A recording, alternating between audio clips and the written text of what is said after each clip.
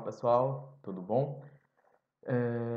Eu gostaria inicialmente de agradecer à comissão organizadora do 6º Congresso Brasileiro de Recursos Genéticos e é uma honra para mim, né, estar aqui hoje com vocês para falar um pouquinho sobre uma temática tão interessante. Mas antes da gente começar a nossa discussão, gostaria de fazer uma breve apresentação. Meu nome é Adailson Feitosa, eu sou biólogo formado pela Universidade do Estado da Bahia, especialista em biologia celular pela Universidade Estadual de Feira de Santana, mestre em microbiologia agrícola pela Universidade Federal do Recôncavo da Bahia e doutor em biotecnologia pela Estadual de Feira de Santana.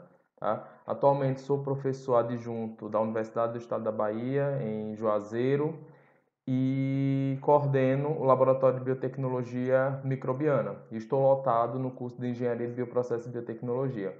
Então, é um prazer imenso realmente estar participando desse congresso, desse evento com vocês. Bom, então hoje a nossa discussão vai ser baseada em mudanças climáticas, né? A gente vai discutir um pouquinho sobre o clima, sobre o ambiente e de como isso pode afeta as nossas vidas e algumas possíveis soluções, tá bom? Então, a gente sabe que a média hoje, né, da temperatura do planeta, ele gira em torno de 15 graus.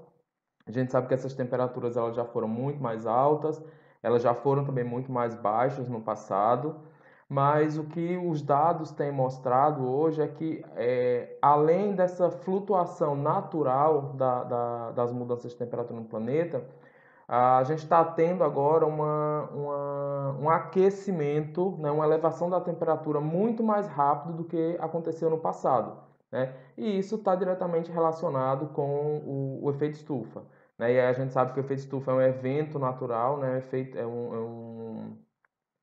É um processo natural que, na verdade, é super bem-vindo, porque ele ajuda, na verdade, a gente manter a temperatura da Terra em temperaturas compatíveis com a biodiversidade que a gente tem hoje. Então, se a gente não tivesse essa camada de proteção do efeito estufa, a quantidade é, é, a temperatura do planeta, na verdade, ela seria muito mais baixa, né? Então, as estimativas aí que a gente tivesse uma temperatura menos 15, menos 18 graus, e isso seria incompatível com a diversidade de vida que a gente tem hoje.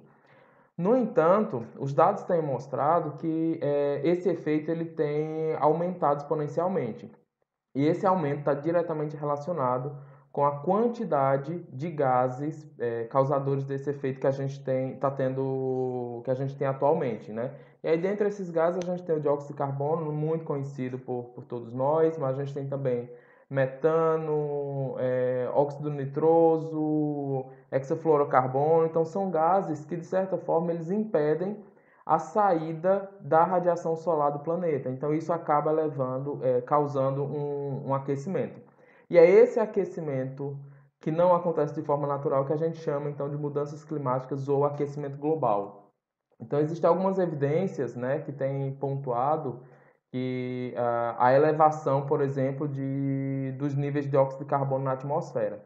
Então, essa linha tracejada que a gente está vendo na imagem, ela mostra como, né, a concentração de dióxido de carbono se manteve na atmosfera durante muito tempo, né, e agora, a partir de desde 1950, a gente tem uma elevação, um nível, né, elevado considerável, aí cerca de 40% a mais de dióxido de carbono na atmosfera. A gente sabe que o dióxido de carbono ele é um gás do efeito estufa, mas não é o pior. A gente tem outros gases, como por exemplo o próprio óxido nitroso, né? Muito proveniente inclusive das atividades agrícolas. Então, são evidências que têm apontado realmente que a gente está tendo alterações nas condições atmosféricas e isso tem levado aos efeitos que foram projetados no passado, né? E a gente está vivenciando atualmente.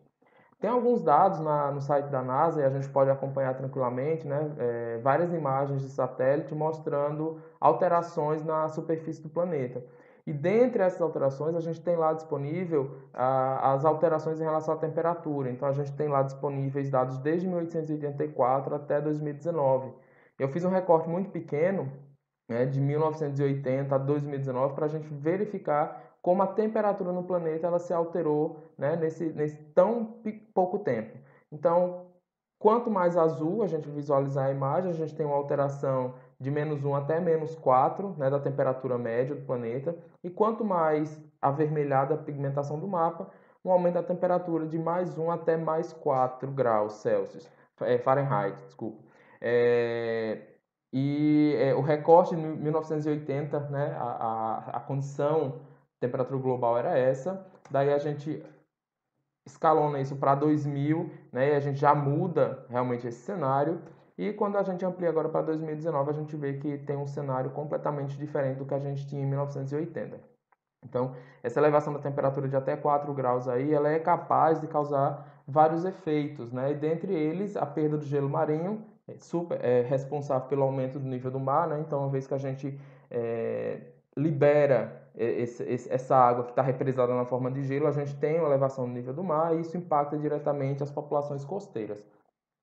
Mas além desses efeitos, a gente tem também os efeitos das ondas de calor mais longas e mais intensas. Então, todos esses dados eles foram previstos no passado, né, que a gente estaria nesse momento passando por essa condição se a gente não mudasse a forma de liberação de gás, a própria condição industrial. Se a gente não fizesse uma mudança, a gente estaria vivendo a situação que a gente está vivendo hoje. Então, todas essas informações elas foram previstas e a gente está colhendo os frutos dessas previsões. Tá? Então, essas ondas de calor, né, elas acabam causando também alterações climáticas naturais, né, mas elas acabam se intensificando com a elevação da temperatura. E daí a gente tem três quadros, né, de seca provenientes dessas variações climáticas. E aí a primeira é a seca meteorológica, né, que está diretamente relacionada com a deficiência da precipitação. Então, está quando a gente considera a quantidade, a intensidade e a periodicidade da precipitação. Temperaturas elevadas, redução da infiltração, aumento da taxa de evaporação e de transpiração. Então, isso é muito importante a gente considerar.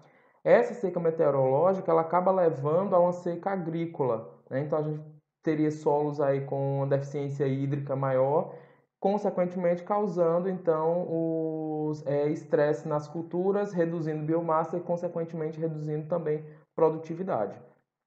Em seguida a gente tem a seca hidrológica, né, que aí está diretamente relacionado com a redução de água presente nos reservatórios, e todos esses efeitos eles levam a impactos econômicos, sociais e impactos ambientais também. Os impactos ambientais que a gente tem vivenciado hoje estão diretamente relacionados com processos de desertificação, né? Então, os processos de desertificação a gente sabe que, na verdade, eles são acúmulo de atividades de danos ambientais, né? Também aí muito relacionado com desmatamento, mas essa desertificação ela acaba gerando prejuízos tanto sociais quanto econômicos. Então, quando a gente torna uma terra, uma região imprópria para a agricultura, a gente impacta economicamente e impacta socialmente também. Então, os povos que dependem dessa região, eles acabam migrando para outra região e impactando também da mesma forma. Então, os dados hoje são alarmantes, né? A Paraíba uma das regiões onde a gente tem o maior índice de regiões em processos de desertificação ou suscetíveis à desertificação, mas os efeitos eles não são apenas efeitos ambientais, né? Então a gente sabe hoje que uma boa parte da população mundial ela depende diretamente da agricultura e quanto mais a gente tem períodos de seca elevados, períodos de secas prolongados, a gente impacta negativamente uma boa parte da população mundial. Isso está diretamente relacionado, né, ao fato de, se eu tenho secas constantes, eu vou ter redução da produtividade. Se eu tenho redução da produtividade, consequentemente, essas pessoas elas são afetadas também economicamente.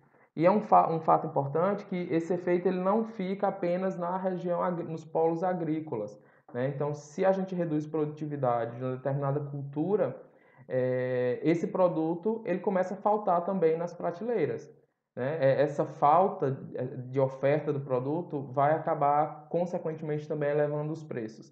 Então, esses preços elevados, a gente diminui também o acesso a alguns alimentos, uma boa parte da população. Então, realmente são efeitos devastadores. Mas quais são os prejuízos em números, né? Como que a gente pode mensurar os prejuízos das secas na agricultura?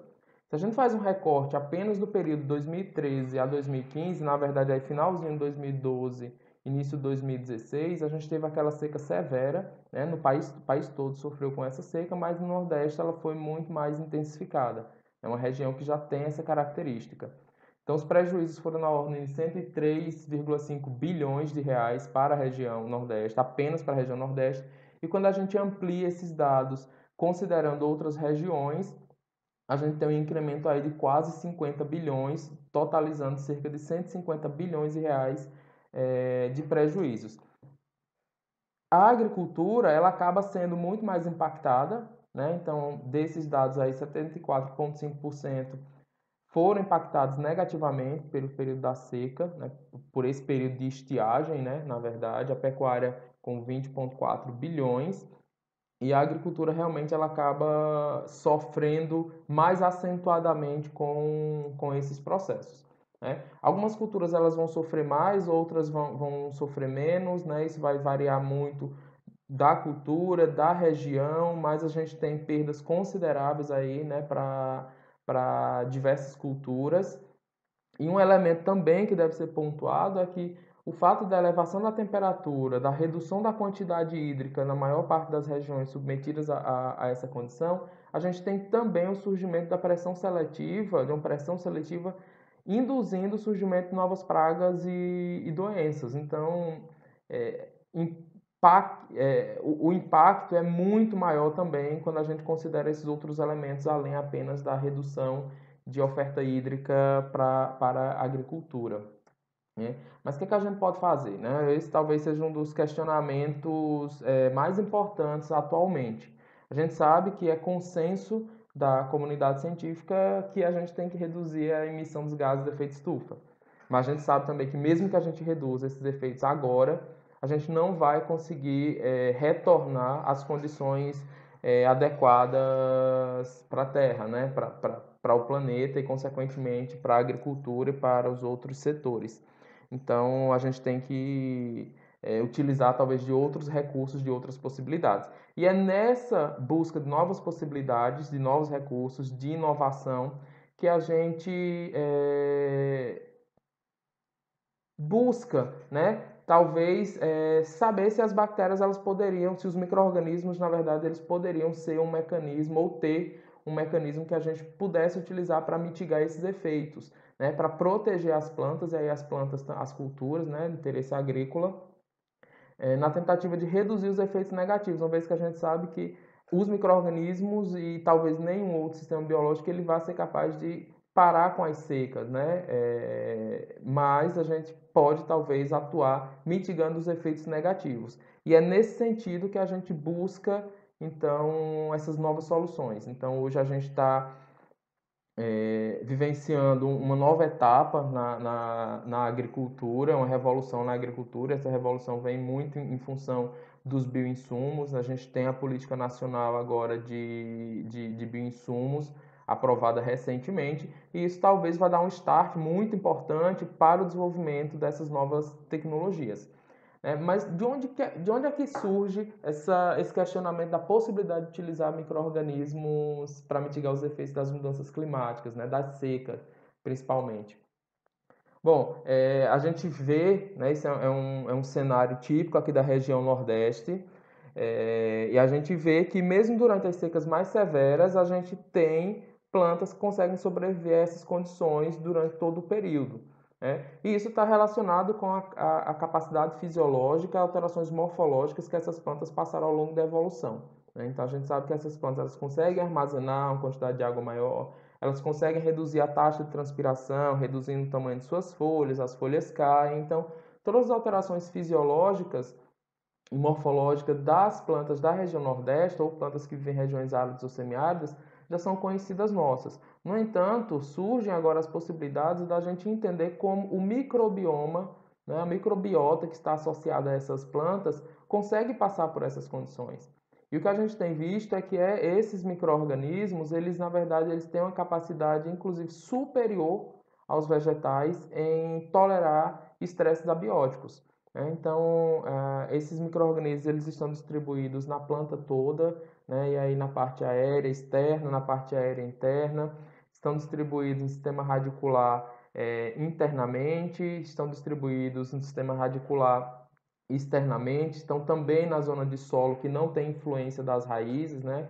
O nosso bulk soil, e esses micro-organismos eles desempenham funções muito importantes. Eles são classificados de maneira bem genérica entre micro-organismos benéficos, micro-organismos maléficos, né? Aqueles que causariam alguma doença, e micro-organismos neutros, os endofíticos. Mas dificilmente um micro-organismo endofítico ele vai estar dentro de uma planta sem ter nenhuma função. Na verdade, a gente não conhece todos os mecanismos que garantem, né, que permitem essa associação tão íntima. Mas o que a gente sabe é que eles desempenham alguma função e podem ajudar as plantas em vários elementos. Tá? Então, nessa imagem aqui, a gente pode ver um grupo de micro-organismos promotores de crescimento de plantas e que eles têm a capacidade de beneficiar diversos hospedeiros. E isso é um ponto muito importante. Então, quando a gente considera que uma mesma bactéria, uma mesma espécie bacteriana, que tem desempenha uma atividade que seja benéfica para um hospedeiro, ela tem o potencial de beneficiar diferentes espécies hospedeiras. Então, isso torna a utilização de micro-organismos na agricultura como um ponto muito importante a ser considerado, né? Porque daí a gente pode utilizar micro-organismos para uma gramínea, para uma leguminosa, né? Então, assim, isso abre uma possibilidade de leques muito maior do que a gente especificar um micro-organismo, um hospedeiro específico, né? Então, essa gama de espécies hospedeiras permite, então, que esses micro-organismos eles tenham benefícios muito mais significativos. Esses micro-organismos eles também têm a capacidade de promover tolerância a múltiplos estresses abióticos, né? Então, esses estresses abióticos, a gente está pontuando aí salinidade, patogenicidade e seca como alguns dos mecanismos, mas a gente sabe também que os micro-organismos associados às plantas eles têm a capacidade, inclusive, de induzir tolerância a metais pesados, a temperatura elevada. Então, existem vários fatores que possibilitam que esses micro-organismos possam proteger as plantas contra os estresses abióticos. E o nosso foco, nossa discussão maior é em relação à seca, né, a deficiência hídrica para as culturas de interesse agrícola. O conhecimento desses micro-organismos, né, dos mecanismos que esses micro-organismos desempenham, eles são a chave para, inclusive, processos de melhoramento genético, né? Desenvolvimento talvez de transgênicos, embora esse ponto seja um pouco mais complicado, mas a gente vai discutir mais na frente. Mas tá, a gente viu que os micro-organismos estão associados, que eles podem a algum nível melhorar a condição, induzir tolerância das plantas a estresses abióticos, mas como que eles fazem isso, né? Quais são os mecanismos de ação envolvidos? Então a gente tem uma série de micro-organismos que talvez tenham essa capacidade, que os dados já têm mostrado isso. Então, rizobactérias promotoras de crescimento de plantas, fungos micorrízicos, o grupo dos rizóbios, muito conhecido por todos. Mas a gente tem também, mais recentemente, os micro-organismos endofíticos como tendo essa capacidade também de mediar a indução de tolerância à seca, né? Então, são vários mecanismos utilizados, entre eles essa imagem ilustra bem os principais. Então, esses micro-organismos eles podem alterar o sistema radicular das plantas, e ao alterar o sistema radicular das plantas, como aumentar o comprimento dessas raízes, aumentar a quantidade de pelos radiculares, né, os pelos absorventes, eles promovem, então, garantem que essa planta elas consigam acessar nutrientes e água em sítios mais distantes daquele onde ela está disponível. Além disso, eles melhoram também os processos fisiológicos, alteram os processos fisiológicos das plantas, e aí dessa forma, com alguns exemplos, aumentando o conteúdo de água nas folhas, aumentando as taxas fotossintéticas, e aumentar a taxa fotossintética tem sido um dos efeitos talvez mais recorrentes nesses micro-organismos. Então, existe uma discussão também sobre qual mecanismo exato que o micro-organismo tem para aumentar a taxa de fotossíntese de uma planta que está sob estresse hídrico, mas alguns dados têm mostrado que eles podem aumentar a expressão de alguns genes, relacionados com a fotossíntese especificamente. Eles alteram, interagem, né, alteram, na verdade, o mecanismo fotossistema 2, também protegem os estômatos, aumentam o teor de clorofila. Então, existem vários mecanismos que estão relacionados a esse ponto.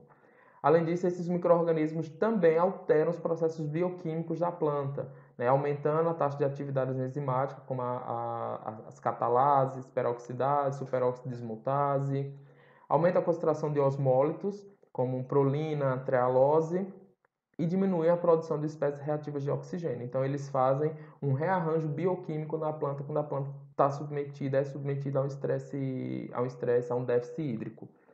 E, além disso, eles também modificam substâncias promotoras de crescimento das plantas, como, por exemplo, aumenta a concentração do ácido endoacético, né, responsável pelo crescimento radicular, crescimento celular, e por duas vias, né? Ou eles induzem a planta a aumentar a concentração do ácido endoacético, ou eles produzem ácido endoacético e disponibilizam para a planta também, né? É um outro mecanismo.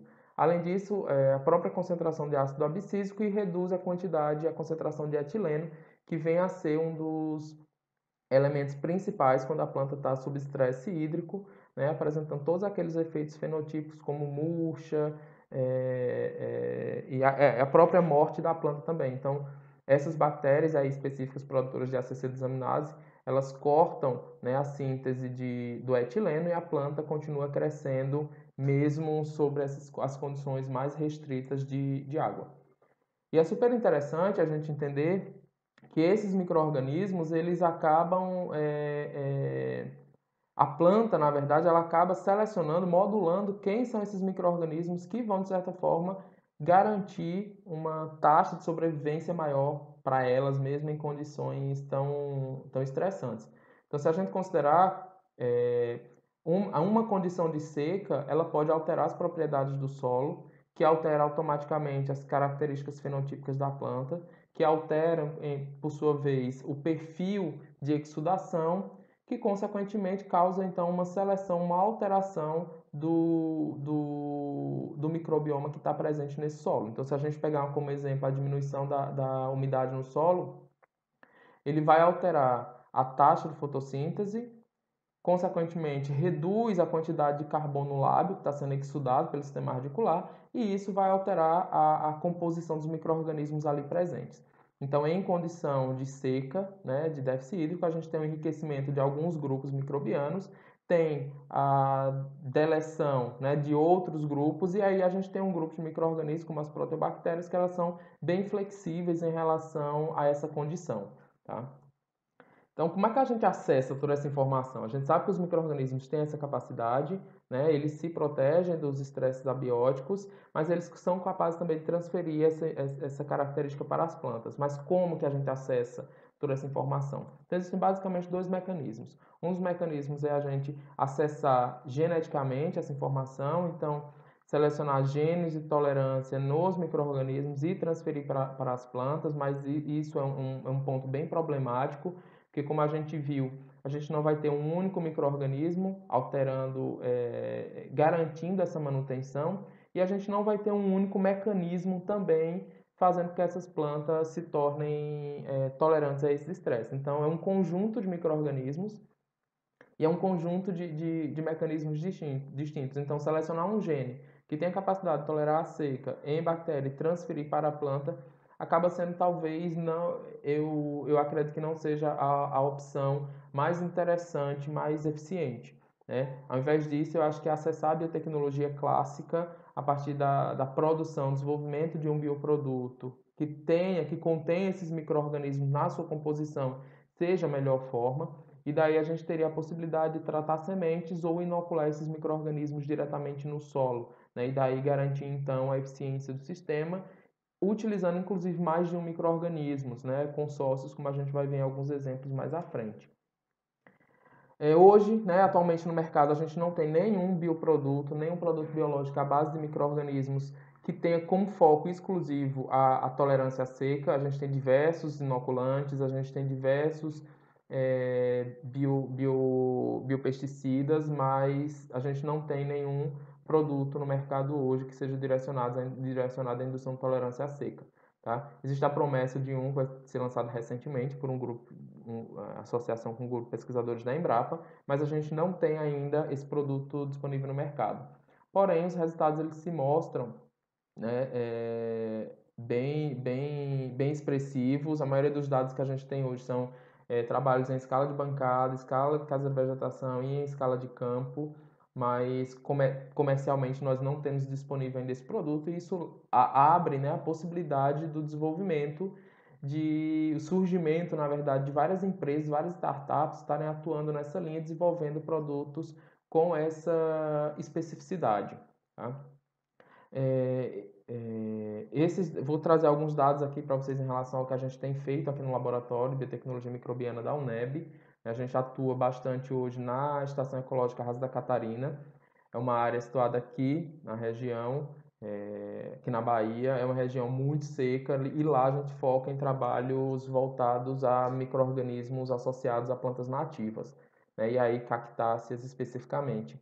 Mas a gente tem outros trabalhos também na região, focando em micro-organismos associados à cultura do sisal, por exemplo, que se adaptou muito bem às condições climáticas aqui do Brasil, mesmo sendo uma planta vinda do México, né? A gente encontrou vários micro-organismos associados a essa cultura que tem o potencial de promover crescimento vegetal e tolerância à seca. Então a gente faz aquele trabalho básico, né? A gente vai até a estação ecológica quando está muito seco, né? Que é o que interessa para a gente. A gente coleta solo, isola os micro-organismos e faz a classificaçãozinha básica em relação à diversidade desses micro-organismos e depois parte então para a caracterização. Às vezes não necessariamente nessa ordem, né? Às vezes a gente começa com a caracterização e depois vai sequenciá-los. Mas na caracterização a gente considera os micro-organismos promotores de crescimento vegetal e os micro-organismos tolerantes à seca.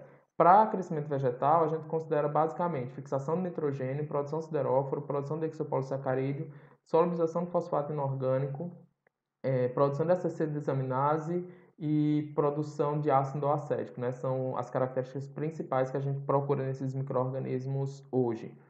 E um dos principais focos nossos é a produção de hexapolissacarídeo, porque vários trabalhos têm relatado que esses micro-organismos têm a capacidade de produzir hexapolissacarídeo. Ao produzir hexapolissacarídeo, eles formam um biofilme nas raízes, na condição de seca, e essa formação de biofilme impede, inclusive, a saída de água por processo de transpiração pelo sistema radicular quando o solo está com temperaturas elevadas.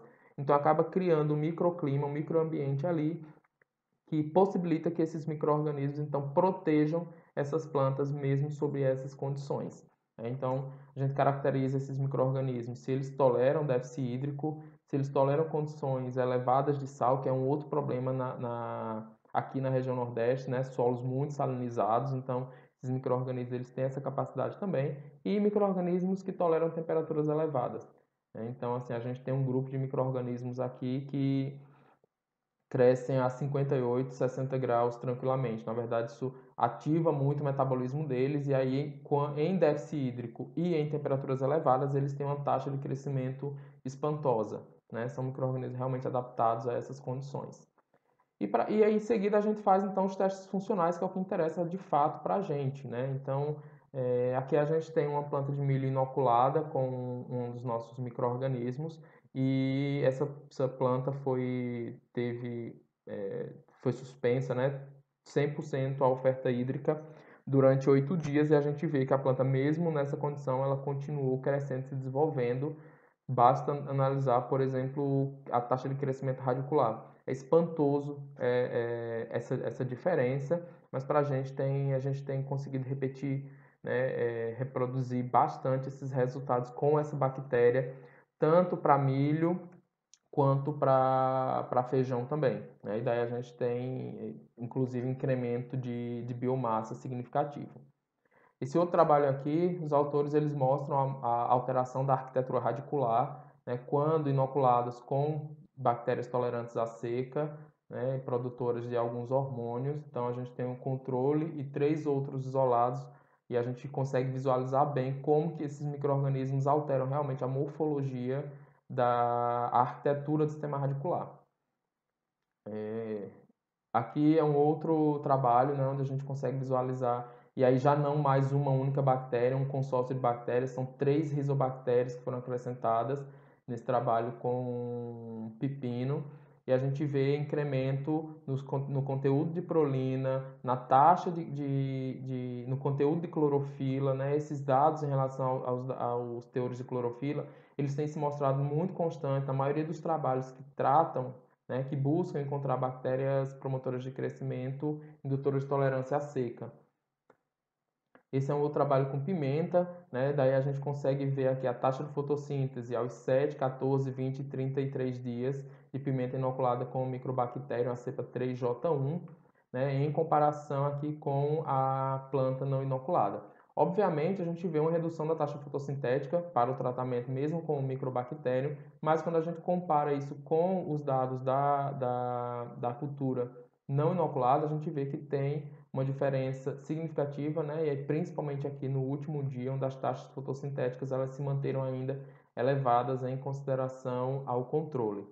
Aqui à direita a gente vê os níveis de etileno, né? E a planta não inoculada, a planta inoculada com Pseudomonas pútida, elas aumentam, né? Elas têm o nível de etileno aumentado aqui até os 33 dias de déficit hídrico, e a planta inoculada com microbacterium, ela se mantém com níveis de etileno baixos, né? Então isso garante então que a planta consiga se desenvolver mesmo nessa condição também. Aqui são mudas de tomates, né? Então, um trabalho bem recente agora, 2020, inoculado com Bacillus subtilis. A gente tem o controle, a gente tem o tratamento aqui com os isolados e tratamentos diferentes. Para cada tratamento desse, essas plantas elas receberam, foram submetidas a condições hídricas distintas, né? Então, a gente vê que aqui no S1 elas receberam água a cada 2 dias, S2 a cada 3, S3 a cada 4 e S5 a cada 5 dias.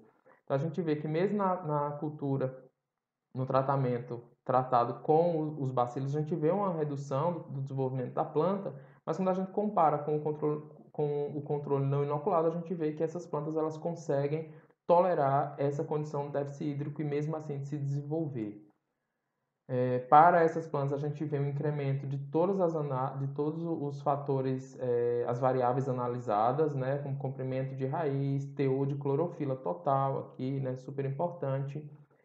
Além de promover essas alterações fisiológicas, essas alterações morfológicas, a gente tem uma alteração aqui também bioquímica, onde a gente vê aqui em amarelo, que foi o tratamento com a bactéria, a ativação de enzimas de superóxido dismutase e ascorbato peroxidase, né, onde todos os tratamentos a gente teve, então, uma elevação nesses níveis.